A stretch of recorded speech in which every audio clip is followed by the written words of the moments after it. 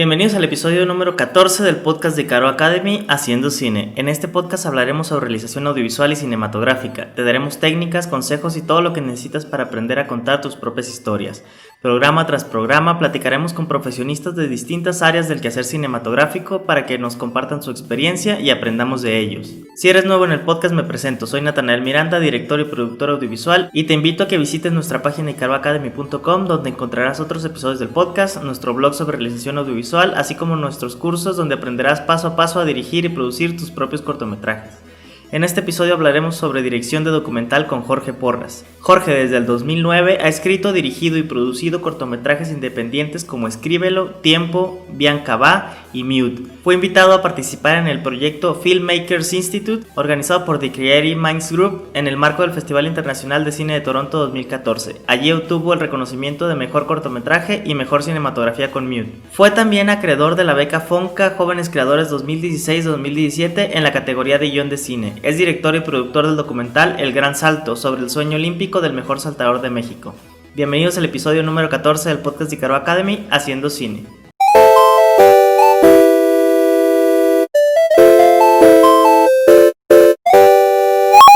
Pues estamos con Jorge Porras. Él es director, productor y guionista. Creo que va a ser una plática bastante interesante de lo que él hace, cuál es su trabajo, y pues empezamos con que te presentes, Jorge. Muchas gracias por estar en esta plática. Entonces cuéntanos un poquito de quién es Jorge Porras. Hola Natanael, ¿qué tal? Pues muchas gracias por la invitación. Encantado de platicar un ratito, de comentarles aquí lo que estamos haciendo, lo que hemos hecho en el cine. Yo soy de Chihuahua. Estudié comunicación. He tenido una casa productora desde que salí de la carrera. Ya tengo más de 10 años con la productora y también tuvimos algo de publicidad, de una agencia de publicidad. Pero desde 2013 ya más formalmente empecé a hacer cortometrajes con el fin de dedicarme al cine. Y en los últimos 7 años hicimos un largometraje, un documental deportivo sobre el mejor saltador mexicano de la historia, que es Luis Rivera y sus hermanos.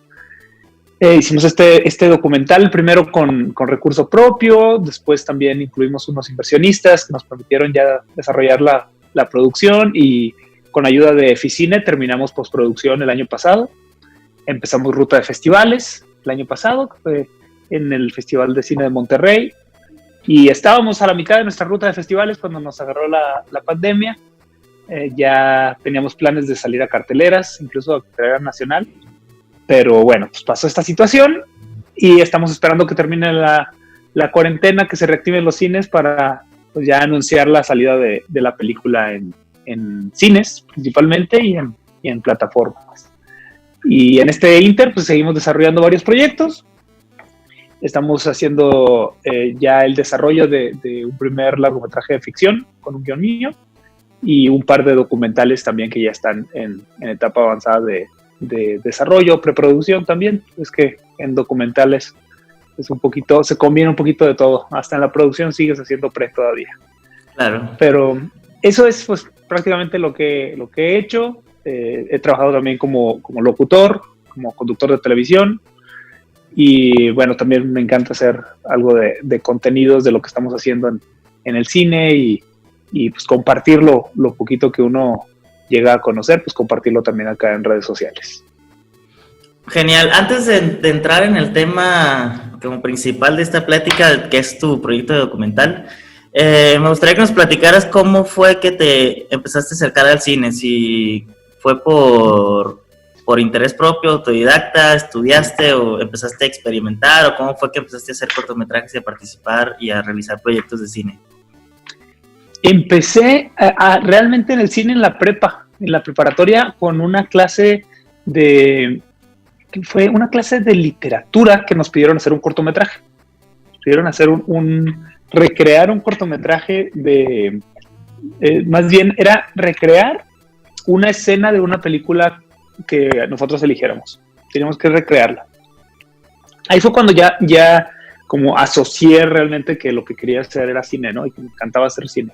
Eso fue muy concreto, porque la tarea era recrear una escena entre un grupo de amigos, y no éramos muchos, era una prepa chiquita. La mitad del salón hizo uno, la otra mitad otro, y me acuerdo que elegimos la película de Psicosis, de Hitchcock, y a la hora de empezar a trabajar, pues vi que todos se lo estaban tomando relax y como un juego, y para mí era lo más divertido del mundo. Para mí me encantó agarrar la cámara, y luego yo fui el protagonista, y yo también pues dirigía y agarré cámara y tomé el rol ahí de todo, porque pues todos los demás querían nada más echar relajo. Y me divertí mucho. Y ahí fue la primera vez, y lo tengo bien claro, que llegando a casa después de terminar, investigué un poco de cómo es esto de dedicarse al cine, ¿no? ¿Qué es lo que hace un cineasta? ¿Qué es lo que hace un director? Y para ver las posibilidades, porque acá en Chihuahua, como en muchos lugares de provincia, pues no existe la carrera de cine, no hay manera de estudiar cine. Entonces era un sueño un poco distante. Y yo estaba en la preparatoria, tendría unos 16, 17 años, pero me acuerdo que desde chico siempre me gustó jugar yo solo, a mí solo. A mí me chocaba jugar con mis primos, con muchos amigos, porque a mí me gustaba recrear mundos, ¿no? Yo tenía dos tipos de juegos, con muñequitos, así con juguetes, o yo solo, como inventando historias. Y cuando inventaba las historias, no era de improvisar una escena o improvisar algo, no, yo repetía las cosas hasta que salían como así perfectas, ¿no? Tenía un personaje que se peleaba con otro, y luego llegaba alguien más, y no, repetía todo. Y cuando llegaban otras personas y me decían, no, es que luego yo quiero hacer algo más diferente. No, espérate, es que así no es la escena, ¿no? Que no le decía escena, pero me gustaba mucho jugar a eso, e inventaba historias, y tengo mis historietas que hice como cómics, inventaba personajes. Me acuerdo cuando vi la película de Braveheart, El Corazón Valiente, dije, no manches, la recreé toda completita en mi casa, y yo solo, ¿no? Y ponía 2, 3 primos y se me desesperaban. Pero bueno, eso lo hilo hasta ahorita, ¿no? Hasta ahora, ya que soy grande, ya digo, realmente un director es como un niño, ¿no? Que está jugando siempre. Y a mí es lo que más me apasionaba, dirigir, porque me gustaba cambiar las situaciones y ajustarlos, lo que estaba pasando, para que se contara una historia, ¿no? Para contar historias de diferentes maneras. Y bueno, eso yo creo que es el origen, así el Inception, cuando realmente empecé, porque pues sí, desde muy chico estaba inventando cuentos. ¿Y cómo fue estar en una ciudad como Chihuahua, donde pues en México, fuera del DF, Guadalajara, Monterrey, creo que es muy difícil hacer cine? Te lo digo también yo, que soy de Sinaloa, y tuve también esa barrera, como querer aprender y estudiar, pero no tener como no hay una industria ni nada parecido, entonces es difícil acceder a capacitaciones. ¿Cómo fue eso para ti? Sí. O sea, ¿fue solo prueba y error? ¿Fue investigar? ¿Fue acercarte a gente que ya hacía? ¿O buscar en otros lados alguna capacitación? ¿O cómo fue el que aprendiste? Afortunadamente, en la carrera, cuando entré a comunicación, acá en Chihuahua, en el TEC de Monterrey, del campus Chihuahua, la carrera primero no estaba completa. Primero me tenía que ir a Guadalajara o a Monterrey para terminarla. Pero a la mitad de la carrera decidieron dar una oportunidad, y a los 2, 3 alumnos que había les abrieron clases pequeñas para terminar. Y las clases de producción audiovisual, la clase de cine, la clase de documental, las dieron casi todas las dio un maestro, que es un maestro vasco, que es español, y él ha hecho mucho cine. Él realmente se ha dedicado al cine la mayor parte de su vida, y ha hecho documentales terminados, y es una persona que respeto mucho y admiro mucho, y ahora tengo la fortuna de trabajar con él en algunos proyectos. Pero como éramos grupos tan chiquitos, él nos compartió toda su experiencia, entre él y su esposa, que también ella lo había conocido allá en España, y se casaron, se vinieron a vivir para acá, y tenían la experiencia de trabajar en estos proyectos. Y como eran grupos muy pequeñitos, o sea, se hizo una amistad muy rápido, pero nos enseñaban bien y encargaban unas tareas complejas. Era yo solo a veces, o yo y otro amigo, y hagan un corto un fin de semana y a ver cómo le hacen, y tráigalo, y nos los hacía garras.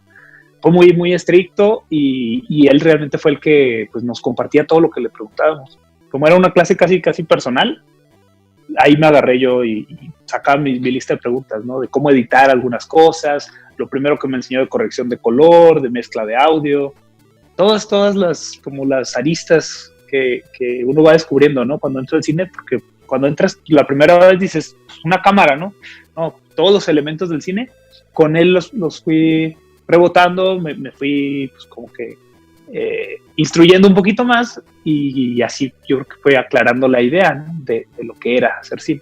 Ese fue un punto importante, porque si no hay industria, no hay lugar para hacer. Y me acuerdo cuando llevé la clase de cine, que fue mi último semestre, en el proyecto final de hacer un cortometraje con ciertos requisitos, sí le puse el corazón y dinero y todo. O sea, ahí sí le invertí porque realmente me gustaba, pero yo sentía que no me iba a poder dedicar al cine en Chihuahua. Y sí dije, si esto es el último cortometraje que hago en mi vida, lo tengo que hacer muy bien, porque realmente me gusta, lo disfruto. Y quedó algo bonito, quedó un corto bonito, me gustó y lo hicimos con toda la mano. Y a partir de ahí ya sí fue el cuestionarme a cada rato, ¿no? Si hay posibilidades de dedicarme al cine, ¿cómo puedo empezar? Y la única manera fue haciendo cortos, creando un corto, buscando amigos. Dentro de la productora invitamos a varias personas que trabajaban, practicantes, amigos que en ese momento estábamos coincidiendo y sacábamos otro corto cada cierto tiempo, ¿no? Algunos tardaban un año, algunos más. Pero así fue aquí en Chihuahua el irnos abriendo paso, hasta que ya en 2013 tuve la oportunidad de ir a un festival de cine reconocido, que es el de Toronto, y ahí se me abrió el panorama muy grande, ¿no? Ya vi las posibilidades que había para hacer cine, la industria que había de hacer cine, el ver un mercado y la cantidad de dinero que se mueve en el cine, y cómo en Estados Unidos no hay apoyos de gobierno, no hay apoyos del Estado, y es una industria como la carne, y es una industria como la automotriz, y ya el estar en ese mercado me hizo ver que había muchas posibilidades de dedicarse a esto, ¿no? Y también me empujó a dar el primer paso en empezar mi largometraje y en irme a la Ciudad de México. Me fui a la Ciudad de México a vivir un año, también para buscar oportunidades de trabajar en la industria. Me parece muy interesante lo que me dices de que en Estados Unidos no hay apoyos y hay una industria.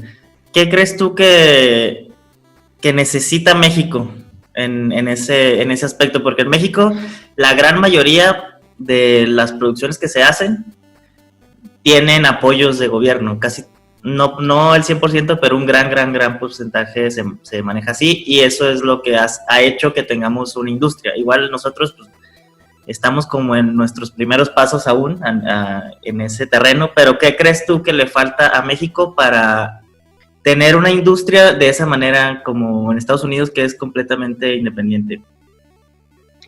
Yo creo que falta primero y que se involucre más la iniciativa privada, que vean las posibilidades económicas que hay de involucrarse en el cine, de ver realmente que el beneficio para una empresa va más allá de la presencia de marca, porque tenemos un estímulo muy bonito en México que es el Eficine, y Eficine apoya a las empresas para que lo que están contribuyendo se vea reflejado en deducción de impuestos directa.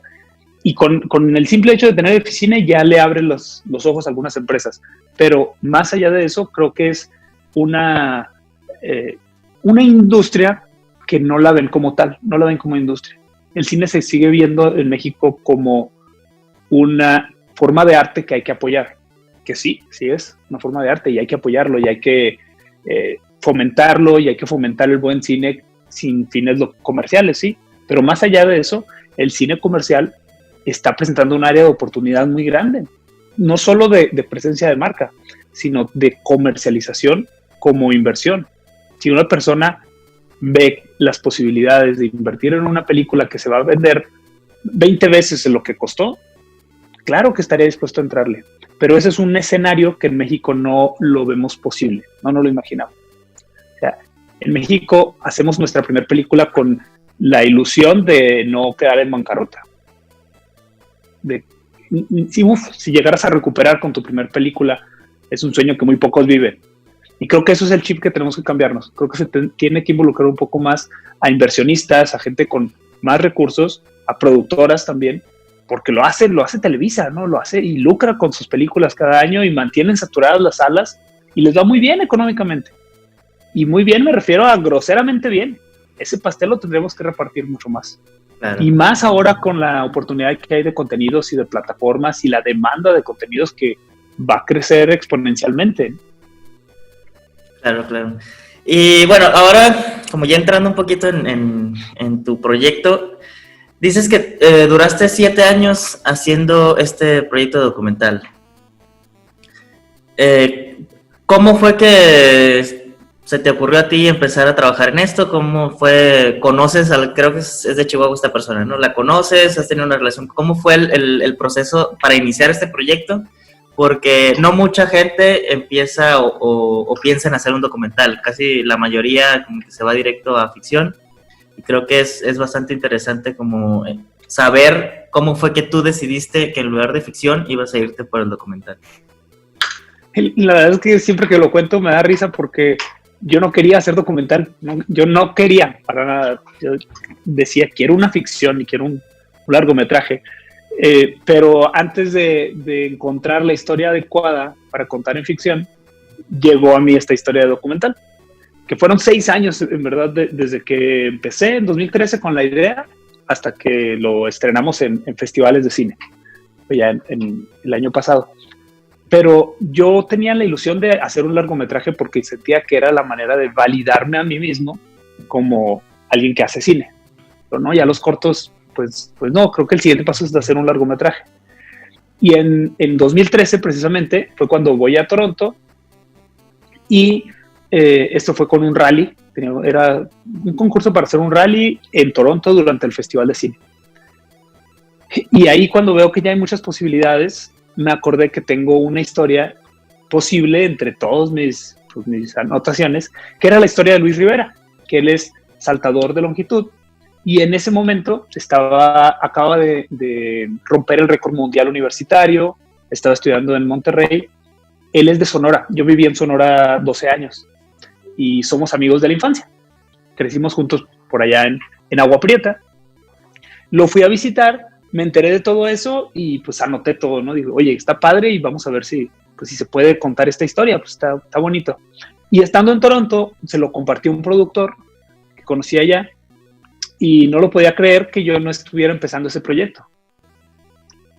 Él como que me abrió los ojos, me dice, oye, es amigo tuyo, él te permite grabarlo, sí. Nadie más en México ha estudiado un doctorado y participado en Juegos Olímpicos. Es el primero que quiere hacerlo en la historia. Sí. No entiendo, me dice, no entiendo, y hasta se molestó. ¿Por qué no lo estás haciendo? Está en tus manos. Y también me cayó el 20. Dije, oye, pues puede ser, está en mis manos. Pues voy a ir con Luis. Fui a Monterrey con mi cámara y lo empecé a grabar. Y ya vi que salieron cosas padres, que él estaba con patrocinios, que los medios de comunicación no lo dejaban en paz. Ya sabes, ¿no? Cuando está un atleta en su máximo nivel, pues todos los días lo molestaban y que una sesión de fotos y los entrenamientos y lesiones. Se me hizo interesante, más porque yo entrené con él atletismo cuando estábamos en la prepa, en la secundaria y prepa. Entonces fue como ver ese camino que había llegado hasta allá. Lo agarré mi cámara de puros puntos. Al mes siguiente, después de que regreso de Toronto, vi que tenía ese material, vuelvo a ir a Monterrey. Y ahí sí ya como que lo compartí con un amigo, lo reboté la idea y me dijo mi amigo, oye, pues es un largometraje documental, güey. Puedes hacer un documental, un largo. Velo grabando, velo documentando y a ver qué pasa. Y dicho y hecho, es lo que empezamos a hacer. Una vez al mes lo grababa, lo que estaba haciendo, lo que estaba pasando en su vida. A veces tenía que un viaje, a veces un compromiso con un patrocinador, aparte tenía su fundación. Y ya cuando logré tener algo de material, ensamblé un demo, lo edité, e hice la cosa más poco ortodoxa que hay en el cine, que es tratarlo como si se tratara de un producto. En vez de verlo como una película, dije, no, esto le interesa a algunas marcas, él tiene algunos patrocinadores, él está siendo beneficiado por varias empresas, voy a tocar las puertas de las empresas y proponerles que hagamos esta película, porque sus marcas se van a ver. Y era un posicionamiento de marca natural. Y así lo empecé a hacer. Duré un año yendo a Monterrey, trayendo material y mejorando el demo para que me abrieran algunas puertas. Algunos me recibieron, otros no, nadie me aceptaba, pero afortunadamente uno de los más importantes patrocinadores que él tiene y él tenía en ese momento, que es Cementos Fortaleza, me recibió en una de en una ocasión que Luis, que el protagonista, le dijo al director de la empresa, oye, tengo un amigo que está haciendo este documental y ha tratado de verte y ha buscado una cita y nunca lo reciben, y pues, ¿qué onda? ¿Lo te interesa? Y ahí ya pues cambió todo, porque afortunadamente me recibió el director, le encantó el proyecto, le gustó, y me manifestó que quería apoyarnos, que no sabía cómo, pero quería apoyarnos. Ya yo hice después un plan de trabajo en el que incluía varios viajes al extranjero. Teníamos que ir a Estados Unidos, teníamos que ir a Canadá, a Europa, incluso había una posibilidad de ir a Europa. Eso estuvo muy, muy curioso también cómo se dio, porque grabamos en Europa con 0 pesos, no teníamos ni un peso en la bolsa, y pudimos hacer una grabación en Europa. Entonces él se comprometió y él nos empezó a apoyar a mes, ir revisando el avance y financiar los viajes. Financiar el viaje mío, de un director de fotografía, que en ese momento ya invité a un amigo que es el director de foto de la película. Financiar los viajes poco a poco e ir viendo qué resulta, porque finalmente lo que queríamos era ver el momento en el que Luis clasificaba a Juegos Olímpicos, ganaba una medalla, e iba a ser un momento muy importante, ¿no? Y valía la pena la inversión. Y así lo fuimos desarrollando. Fuimos a Estados Unidos, fuimos a los Panamericanos en Toronto, grabamos en Holanda, en una competencia importante allá en Hengelo, y finalmente, bueno, a México, muchos lugares en México, y en Río de Janeiro, en los Olímpicos de Brasil, ya pudimos ir, y ahí terminamos la producción en 2016. Hay algo que me parece muy, muy, muy interesante y me gustaría profundizar un poquito, que es que trataste al proyecto como si fuera un producto. Creo que eso es algo que pocos hacen y me parece muy importante que se realice, porque a fin de cuentas una película necesitas dinero para hacerlo, y la mejor manera de conseguir dinero es tener un producto que vender.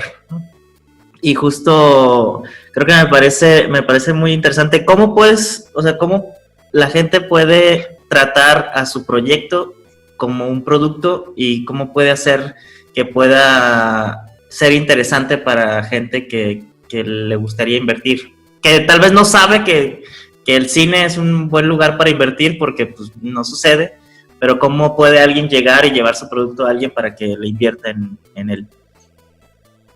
Creo que primero que nada no recomendaría hacer lo mismo exactamente que yo hice, porque yo no tenía mi historia clara. Yo sabía que había algo y empecé, y está bien, es válido, pero fue muy arriesgado.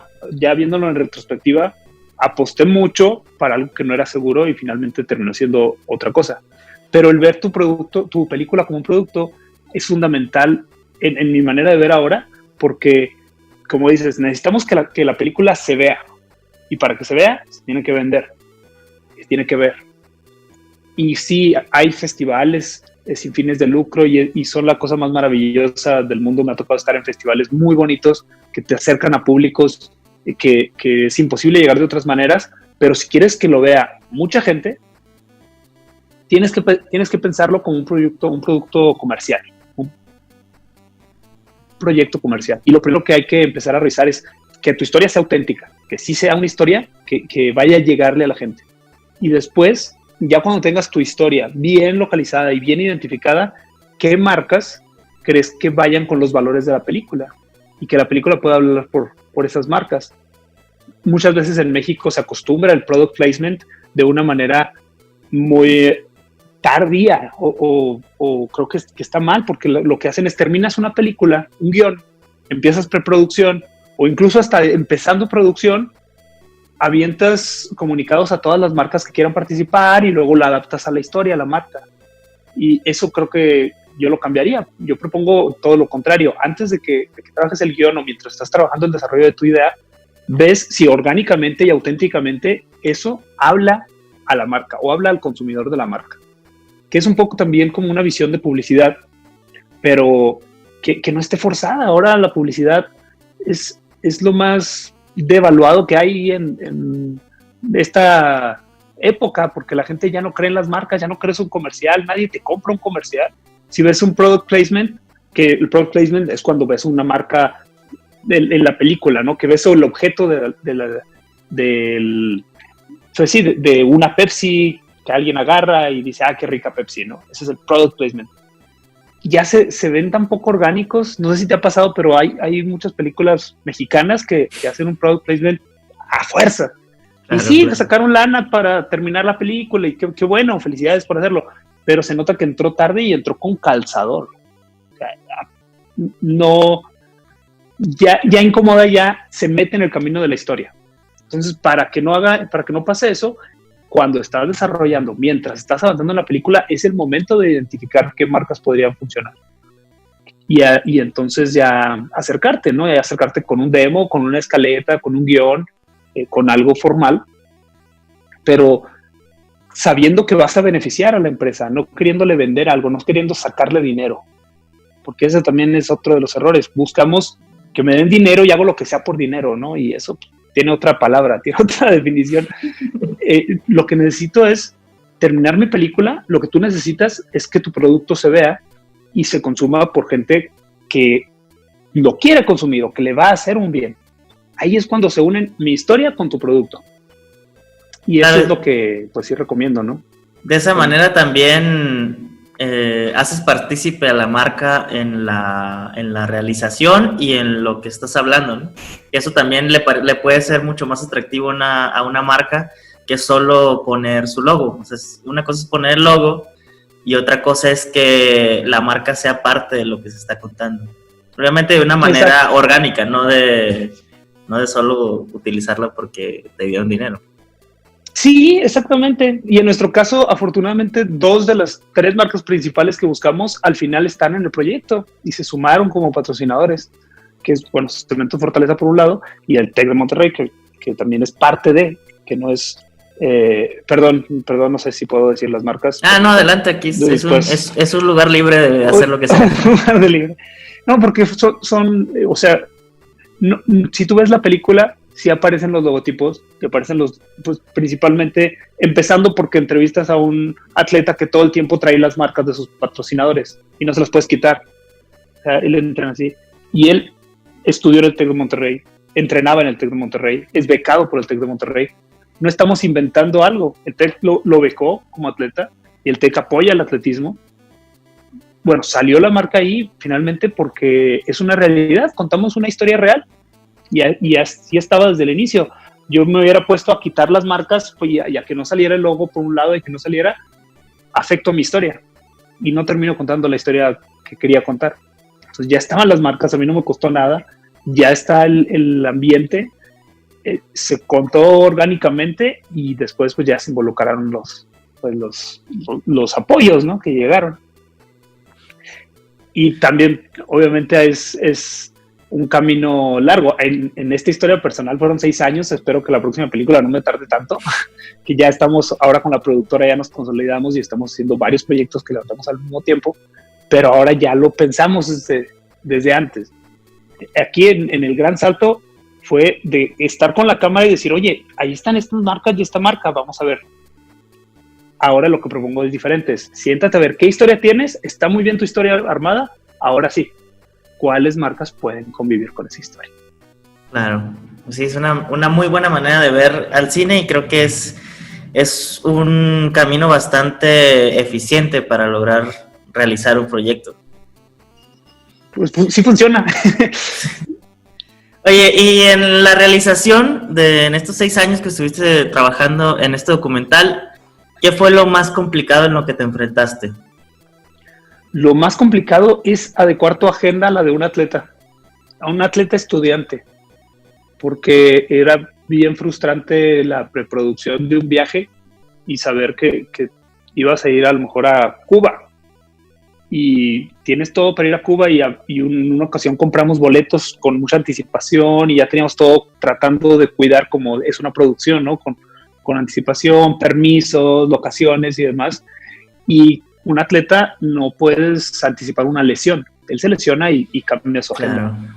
Y a veces también con su doctorado era el doble, ¿no? Porque había maestros que se acoplaban y maestros que no. Y no, pues no puedes ir a este evento. En una ocasión incluso él perdió una oportunidad de una competencia muy importante porque no le pudieron cambiar su tesis de doctorado. era para nosotros súper frustrante, ¿no? Ya teníamos todos los viajes, todo acomodado, y no, ¿sabes qué? Mejor no voy a ir a Cuba, voy a ir a Phoenix. Puta, ahí vas otra vez, a reacomodar. Pero también la película la hicimos con muy poco presupuesto, éramos 2 o 3 personas, muchas veces. En una ocasión, en un viaje importante, fui yo solo y con mi cámara y a esperar que pasara algo interesante. Y eso terminó siendo una escena importante en la película y terminó en el corte final. Y estaba yo solo con mi equipo y me hospedé en casa de una tía que me permitió quedarme en Phoenix, Arizona, precisamente. Y me hospedé ahí 2 semanas y me prestaba su carro para moverme y era yo con mi cámara y el equipo de sonido y mi prima me ayudaba a cargar las chivas. Y era lo más guerrilla que te puedas imaginar. Pero también había producciones o había momentos en que sí contábamos con un productor local, con un sonidista, con el director de fotografía, 5 o 6 personas, como en Río, que ahí sí ya tuvimos la oportunidad de ir con más gente. Pero en un documental de seguimiento, que es de Cinema Verité, le llaman, que vas con la cámara y que estás viendo qué sucede, es muy impredecible qué va a salir en la película, qué va a aparecer en el corte final. Entonces fue muy desgastante. A lo mejor no era muy caro porque lo hacíamos de manera más económica, pero era muy desgastante hacer viajes que sabías que no iban a estar en el corte. Terminaba el viaje y decías, pues no tengo nada de aquí. Y otra vez, y era a la semana siguiente levantarte y otra vez hacer lo mismo. Fueron 3 años de producción intensa, después un espacio y una producción ahí complementaria que hicimos. Pero sí, a veces quería uno tirar la toalla. Claro. ¿Y cómo fue? O sea, tú grabaste todo, te metiste a la sala de edición y le diste forma, o ya ibas más o menos ideando la historia que ibas a contar conforme la ibas grabando, o desde antes ya sabías más o menos qué es lo que necesitabas y ibas por ello? ¿Cómo fue esa parte de la realización? Sabes que fueron 2 cosas. Una, como dices, ir ensamblando mientras grababa. Primero porque me funcionó lo del demo para el inversionista y cada vez que iba a un viaje, por atención, obviamente no me lo pedían, pero por pura atención y dar continuidad, actualizaba el demo con el nuevo material y lo actualizaba con lo que iba teniendo. Y yo mismo iba editando y le iba dando forma y me iba gustando. La verdad es que tenía cosas muy bonitas y así pensé que iba a terminar siendo la película, ¿no? Que era una actualización del demo. Pero que fue en 2015 más o menos, no, 2016, antes de los juegos, llegó ya un momento en que vi el corte que tenía, que era ya un monstruo de 3 cabezas y 3 horas, y no tenía pies ni cabeza. O sea, la verdad, no era una historia. No se lo mostré a nadie, simplemente yo me frustré conmigo mismo y dije, no lo puedo editar yo. Buscamos un editor, encontré un muy buen editor. Una vez vi una película en un festival y me encantó la edición y me aferré a encontrarlo, ¿no? Y afortunadamente trabajamos con él, con Aldo Osorio, que él es editor de un documental muy bonito que se llama Tobías, que es sobre los niños triqui. No sé si recuerdan los niños que jugaban básquetbol de Oaxaca, que jugaban básquetbol descalzos. Y lo vi y lo incorporé al equipo y con él fue desde cero. O sea, él vio el corte que tenía y a la mitad me dijo, ¿sabes qué? No, o sea, está padre, puedo trabajar con eso, pero si quieres algo fresco necesito revisar todo el material, ver todo desde cero. Y volvimos a empezar.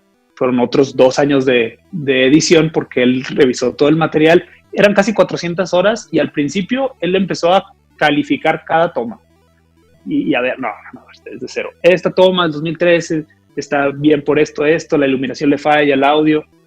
No, hombre, 1 mes duró haciendo eso y no, ya era demasiado, no íbamos a acabar nunca. Entonces ya empezó a acelerar un poquito más, empezó él a hacer sus cortes y ahí con él ya fuimos cambiando la escaleta, ¿no? Y terminó siendo algo muy distinto. La película fue otra cosa a lo que yo tenía pensado en un inicio, pero hasta que se incorporó el editor ya tomó la forma o el camino que llegó a ser la corte final. Así que eso es la historia de muchas películas, ¿no? Cuando el director, desde el guión incluso, haces el guión, quieres contar una historia, haces el rodaje, te das cuenta que la historia ya es otra y cuando llegas al proceso de edición terminas haciendo una tercera película que muchas veces es mucho mejor incluso que lo que tenías en el guión. Sí, tal cual. No, y mis respetos porque muchas veces no se le da el crédito debido a los editores en documental. Porque en documental es mucho crédito creativo y de psicólogo del director también y de estar ahí con mucha paciencia. También una cosa muy diferente que hicimos es que el editor vive en Reino Unido, él vive en Gales. Entonces coeditamos un poco a distancia, pero estamos a 9 horas de diferencia. Y yo le mandé los discos duros, es mexicano, vive allá en Gales, pero es mexicano. Y en tiempos de crisis, en tiempos que teníamos que editar muy rápido, aprovechamos muy bien la distancia porque él editaba en sus días y cuando él estaba dormido yo editaba y cuando yo estaba dormido él editaba. Entonces yo me levantaba y ya veía un avance mucho más grande, ¿no? Y fue una dinámica padre que nos funcionó y estamos repitiendo porque ahora estamos trabajando en un proyecto similar de la misma manera. Igual estamos. A producción 24 horas, ¿no?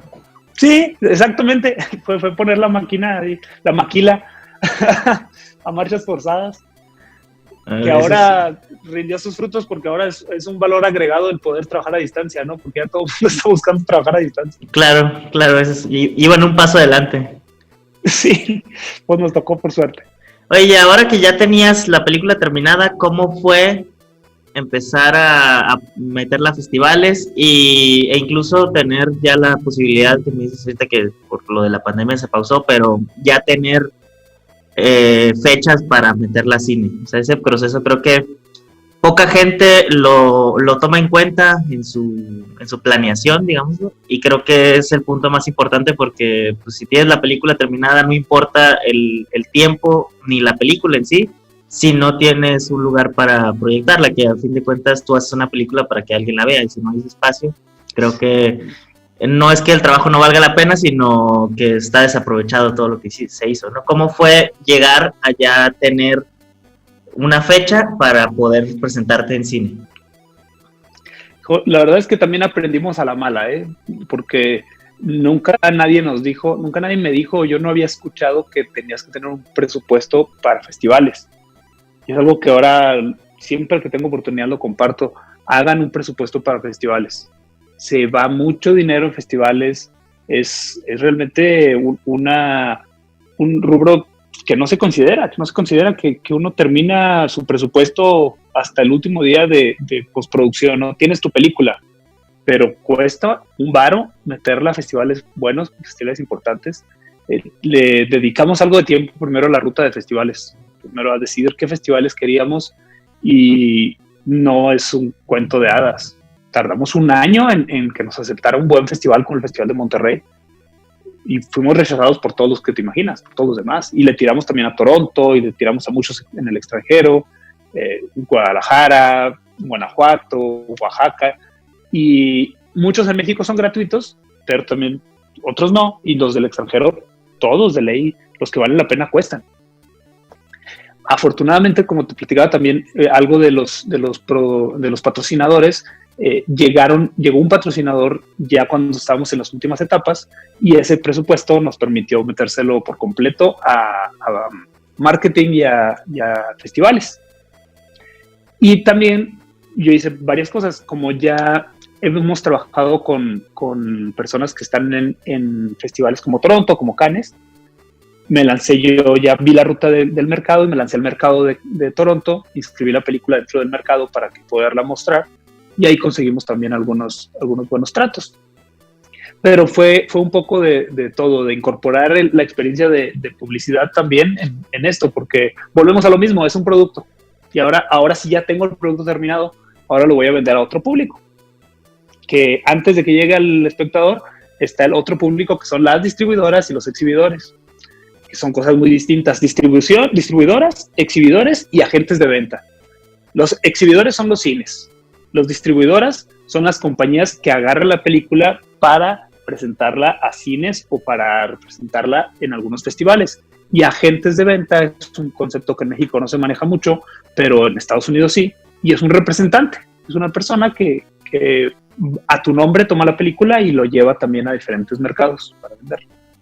Y ahí en Toronto logramos varias reuniones padres, conseguimos un agente, ya tenemos un agente en Estados Unidos, tenemos un trato también acá en cines mexicanos, que no les puedo platicar mucho todavía porque estamos como te digo, atorados por la pandemia, pero afortunadamente sí ya está asegurado el que tenemos que estar en cartelera en algunos cines nacionales.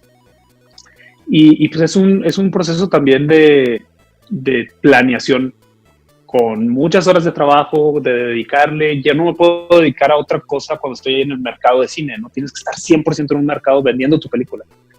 Que no digo que lo tengas que hacer tú mismo como director, consíguete a alguien que sepa vender, ¿no? Y órale, a vender. En mi caso sí lo hice yo porque estoy loco y porque me gusta y me fui, pero también es algo que recomiendo. Busquen tener presencia en mercados, ir a conocer un mercado importante y también eso de generar relaciones, ¿no? Generar relaciones en la industria pues, es muy importante para ver qué festivales te pueden aceptar y también para ir abriendo caminos que no sabes cuándo van a redituar. Conocí a gente muy bonita, gente con la que ahorita estoy colaborando y que estoy llevando una relación muy padre, pero que no me pudieron ayudar con la película. Directores de festivales, coordinadores, que conectamos muy bien, pero la película no era para su festival. Y de cualquier manera yo sé que va a haber frutos en un futuro porque vamos a colaborar en otro proyecto. Y hay que estar abiertos a eso, a generar esos contactos que te permitan pues, estar en la industria y trabajar para el bien de la industria, no solo de tu película.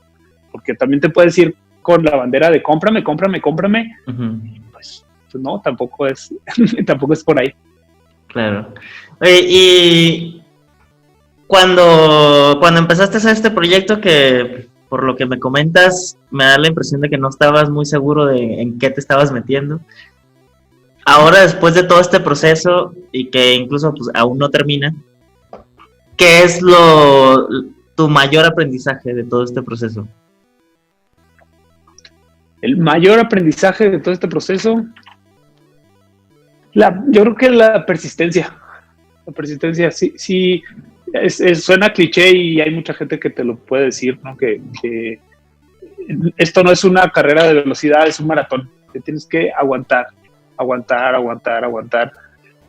Y las cosas se dan si no te rindes. O sea, y no es speech motivacional, ¿eh?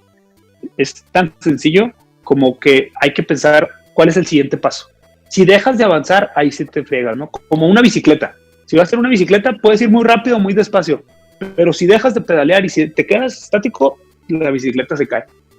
Y así fue en esta. Muchas veces me quise echar para atrás. Muchas veces sentí que ya no tenía película. Pero no tenía, era consciente de que no tenía la presión de sacar la película un día, no tenía una responsabilidad. Entonces nunca, jamás pasó por mi mente el decir, se acabó, ya no sigo con la película.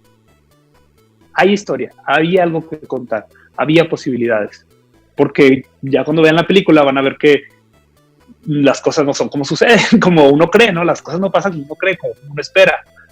Y sientes a veces que ya no tienes película. Pero siempre es, ok, no quiero apresurarme y terminar este año. No. Abre otra vez el material, revisa esa carpeta que no había revisado, contempla entrevistar a otra persona. Hay algo más que se puede hacer, sobre todo en documental, ¿no? Porque es una aventura a la ciega a veces. A veces te vas y no sabes dónde va a terminar. No lo vuelvo a hacer. No recomiendo que se vayan así, la verdad. No. Pero si ya lo empezaron, persistencia, síganle, otro pasito, relájense un poco y platíquenlo con alguien más y revisen su material, pero no lo abandonen, porque la única manera que la película no se termine es abandonándola. Si le sigues, la vas a acabar, hoy o en 5 o en 10 años, pero lo vas a terminar. Claro, sí, bien dicen que el arte no se termina, sino se abandona. Entonces, eventualmente hay que abandonarla, pero en el punto más alto que podamos. Ya cuando estamos conformes con el resultado, cuando ya creemos que no le podemos aportar más hasta ese momento, creo que es cuando es buena idea parar y empezar algo nuevo, ¿no? Y fíjate que en ese sentido también de cuándo decidir parar, algo que me di cuenta, no sé si por mi manera de ser, es que batallamos mucho para dejar ir, batallamos mucho para decir hasta aquí, ¿no? Porque yo creo que es el mal del director. no, hay algo más, siempre va a haber algo más. Siempre hay una mejora, siempre hay hasta un subtítulo que puedes cambiar. Pero sí es bien útil el tener una cabeza fría cuando vas a tomar decisiones y convencerte como director. Si tú eres director y tu trabajo como director es tomar decisiones, y si te levantaste ese día para tomar decisiones, hay que hacerlo.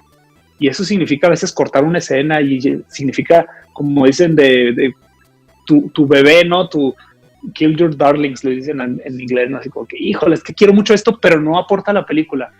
Y si tienes bien claro cuál es la historia, una vez que tienes claro qué es la historia, todo lo demás es sobra y hay que quitarlo, sin tocarte el corazón, sin sentimentalismos. Es muy fácil.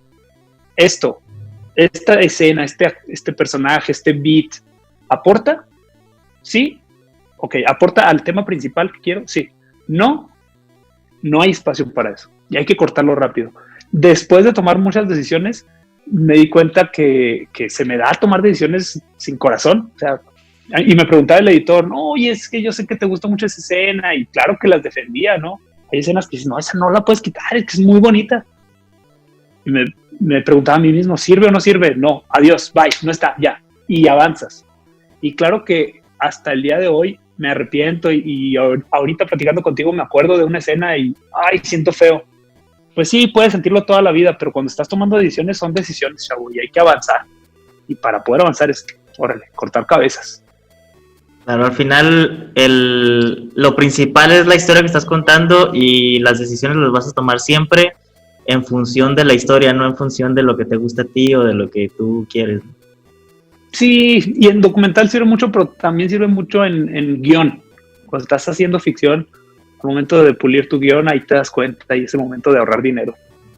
Porque sí, y no creo que lo que dicen que, oye, es que no te salgas del presupuesto, va a haber un presupuesto muy alto. No tienes presupuesto, tú estás escribiendo en papel, tú échale ahí rollo, ¿no? Pues échale, y ya después te das cuenta, ya cuando te sientas a revisar, ahí es el momento de decidir si sirve o no. Claro. Pero cuando hay que decidir, hay que decidir. Sí. ¿Y qué es lo que sigue para ti? O sea, ahora que ya terminaste y estás en la última etapa, digamos, de tu documental, de tu largometraje, ¿qué sigue ahora? Sé que no puedes hablar mucho de varias cosas, pero un panorama de qué es lo que vas a seguir haciendo a partir de ahora, o en qué estás trabajando ya. Estamos trabajando en varios proyectos que estoy bien emocionado, porque pues, tenemos una productora y estamos cambiando un poco el esquema de trabajo de producción, aprendiendo de lo que fue el Gran Salto, y tenemos 6 proyectos en etapa de desarrollo. Creemos en que vamos a ir avanzando los que más posibilidades vayan teniendo. Uno de los que más me entusiasma es mi guión de ficción, que va a ser mi primer largometraje de ficción. Todas las películas que tenemos son inspiradas en valores familiares, inspiradas en el deporte. Todas son con ese tópico, esa idea central. Valores familiares inspiradas de alguna manera en el deporte, que no necesariamente deportivos. Pero tengo esta película de ficción que es sobre boxeo y sobre una relación de 2 hermanos que son hijos de un boxeador y son boxeadores. Y estamos ya en la versión final del guión, estamos levantando carpeta para Eficine, vamos a trabajar ya por buscar la preproducción. También tenemos un par de documentales. Uno es con un atleta que hace triatlón y está a punto de hacer historia también, porque está aprendiendo un deporte de invierno desde cero y está buscando representar a México en Juegos Olímpicos de invierno. Y otra con un atleta que es top, que es decir, todavía no se los puedo revelar porque pues, es un atleta también con muy buena trayectoria, y ahí sí tenemos un poco más de confidencialidad. Y otro, el último que me entusiasma más que el que comparto, es una serie animada. Una serie animada también que empezamos, que este es un proyecto a 4 años, y ya estamos ahorita empezando con la creación de personajes y con también es en torno al atletismo. Qué interesante ese último proyecto que mencionas. Y ya para ir cerrando, a las personas que les interesa meterse en el tema del documental y empezar a hacer sus primeros proyectos, ¿qué le podrías recomendar para que se metan de lleno a esta área del cine? Les recomiendo que si encuentran una historia, no le hagan como yo, no se vayan con la cámara y con las patas por delante a grabar todo. No, les recomiendo que si identifican un personaje interesante o una historia interesante, convivan con su personaje, lo conozcan muy bien, porque muchas veces la historia más bonita y más importante todavía no la encuentran. Entonces, conózcanlo, entrevisten mucho en audio. Sirve mucho llevar únicamente grabadora de audio o el celular para entrevistar a la gente que puede hacer sus personajes. Si se puede, incluso vayan y vivan con ellos un tiempo, pues ya que pase la pandemia. Claro. No se me vayan a contagiar. Pero sí, pasen el tiempo con sus personajes, conózcanlos muy bien, hagan sus anotaciones y ustedes van a saber cuando esté lista para empezar la historia, para empezar la producción. El principal error también que cometí con El Gran Salto fue sentir que todo era debido a muerte, todo tenía que grabarse, teníamos que estar en todos lados. Y a veces hasta el director de fotografía me regañaba porque íbamos a grabar una cosa y pasaba algo maravilloso y yo le decía, espérate, ya no grabes eso, graba esto. O sea, ¿no? Un accidente o pasó algo, ¿no? Y no se desesperen, no es debido a muerte todo. Cuando sea la producción, ustedes tienen que saber que van a grabar. Tienen que saber ya cuando estén planeando, puedan hacer su plan de rodaje, si se los permite en una semana, en 2 semanas, en tiempo corto. Pero la preproducción de un documental, tómense el tiempo necesario, los días, las semanas que sean necesarias.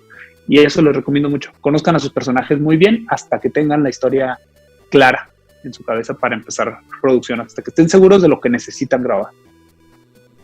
Es muy fácil, y más el documental donde estás grabando momentos y situaciones que suceden, es muy fácil perderse, desenfocarse y mira un pajarito y te vas allá con el pajarito y ya se te fue todo lo que estabas haciendo.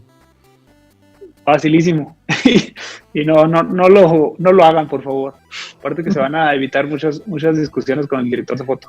Claro, es un muy buen consejo. Y para terminar, algo que les pido a todas las personas que me dan su tiempo para esta entrevista, una película que nos puedas recomendar, que la gente cuando termine de escuchar este podcast se vaya corriendo a verla, independientemente del género, el estilo, el director, etcétera. Una película que tú sientas que todo el mundo tiene que ver. Una película que todo el mundo tiene que ver. Wow, híjole, me lo pones difícil, mano, porque trato de ver una película mínimo una al día.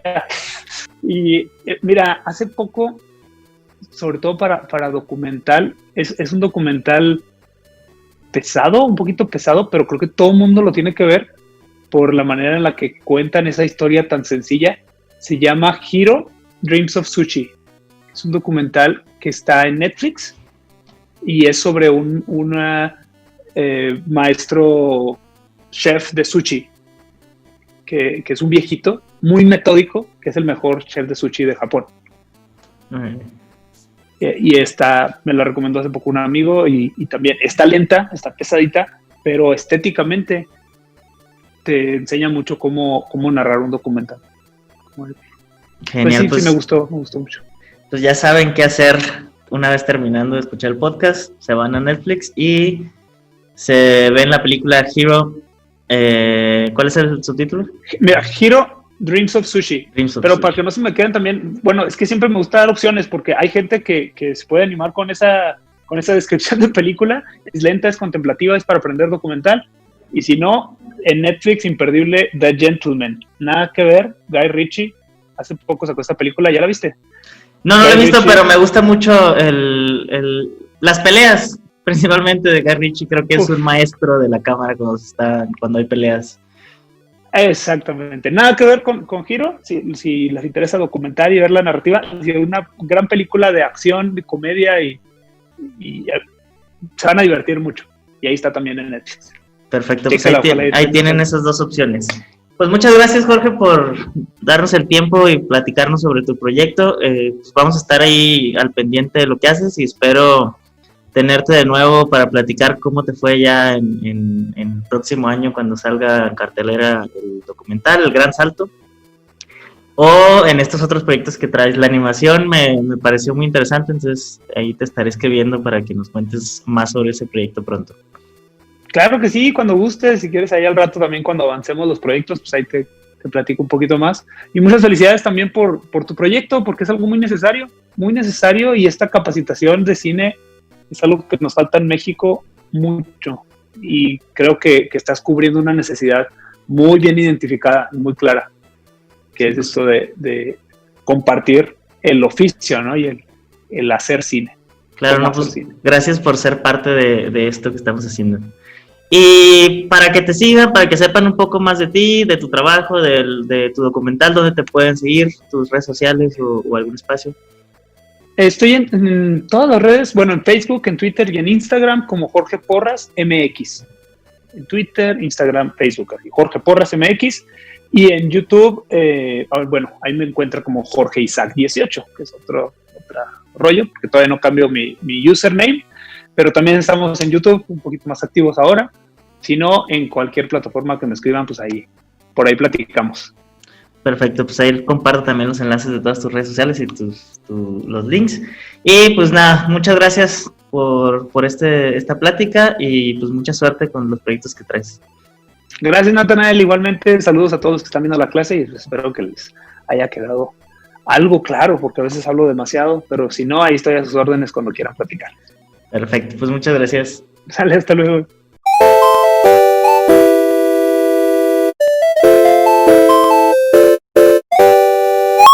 Espero que te haya sido muy interesante esta plática con Jorge Porras y que este episodio te sirva para empezar a contar tus historias por medio del documental. Si te ha gustado este podcast, te agradecería tus comentarios, valoraciones y suscripciones en iTunes, Spotify y YouTube. No olvides seguirnos en nuestras redes sociales, @IcaroAcademy en Twitter, Instagram y Facebook. Y antes de despedir este episodio, me gustaría invitarte a que en esta cuarentena seas parte de nuestro diplomado online cortometraje De la idea a la pantalla, donde aprenderás a escribir, producir y dirigir tu propio cortometraje. Tenemos una promoción especial para ti. Visita icaroacademy.com/me quedo en casa para conocer todos los detalles e inscribirte a este increíble diplomado online. Mi nombre es Natanael Miranda, soy director y productor audiovisual. Hasta el próximo episodio, nos estamos escuchando.